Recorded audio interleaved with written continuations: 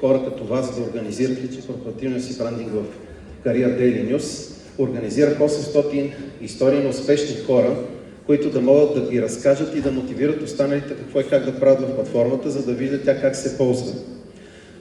Успях да реализирам от тези 800 истории, историите на над 200 CEO-ти предприемачи и дами и господа. Някои от вас са гостували в платформата.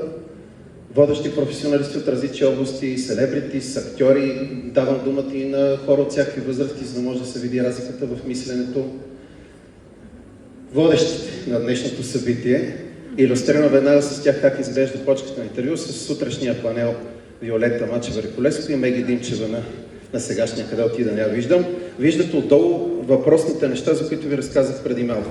Контакти на Виолета Мачева-Риколеско, контакти на Меги Димчева. Всеки може да прецени какви иконки да остави за контакт този бранд митинг и какво иска да намерят хората за него, когато си организирал личен и корпоративния брандинг.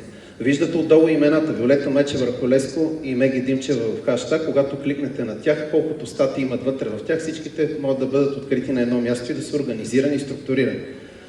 Виждате в панела втори и трети хаштаг каква е тяхната цел. Обикновено идеята е една статия да се позиционира в платформата в един облак с хаштагове, които са обикновено по професионално поле на дейност или по вид бизнес, по индустрия, по някакви тренди хаштагове. Т.е. статията в момента на Виолета и на Меги е налична на Виолета в лидерски форум на жената предприемач, може да видите и другите гости, които са там.